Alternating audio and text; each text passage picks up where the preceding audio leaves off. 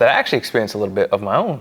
Okay. You know, a long time ago, and I would say about 10 years ago now. So before I came into this game, before I became a coach and trainer here, I had this fear of rejection, that my girlfriend at the time would not accept me fully in my fullest expression of how I understood myself to be.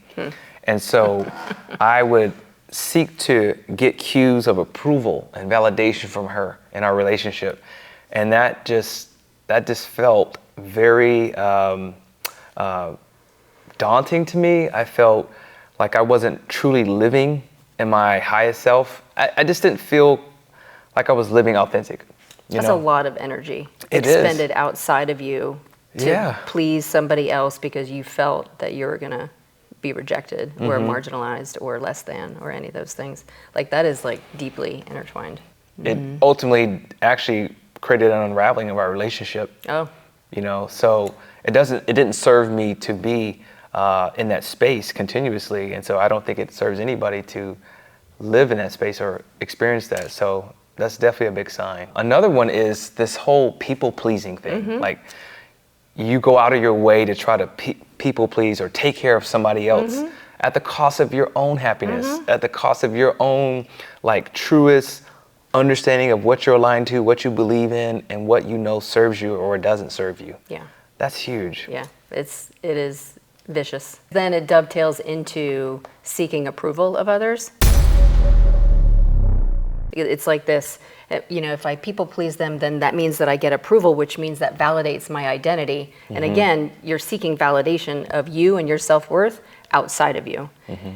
In lieu of having trust in yourself and confidence in yourself and courage within yourself to move from that space of love and worth and acceptance of yourself. As you can see, I mean, these symptoms are, I mean, they're real. They show up a lot. And it's really cool to talk about these things because we all share these experiences in life or have, or maybe will at some point. And we're not here to say these are bad or wrong, or you should think about yourself as you need to make a change or something's broken about you, you need to fix yourself. We're just talking about what these symptoms look like. And we'll get into later about how we can actually move through these symptoms or make some other choices or implement things that help you get out of that codependency. You know, it's a process. It's not something that happens overnight. You know, the time it takes or it took to get into a codependency relationship, it could take that same amount of time to get out of it. So another one, taking things personally. Taking things personally. Woo!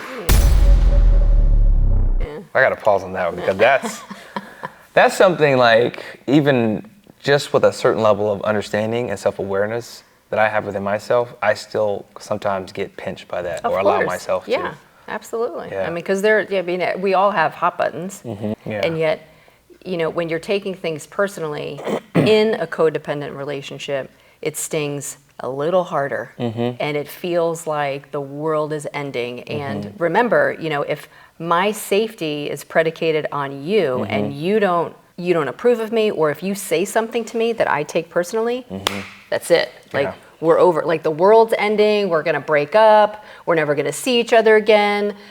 Like it's devastating. Like it's devastating. Yeah. So it's, I mean, that's a big one. Yeah. Because it falls in that that safety bucket. Like I don't feel safe, or I feel insecure. Fear of rejection, you know, back to that. Yeah. You know, so again, all intertwined. Yes.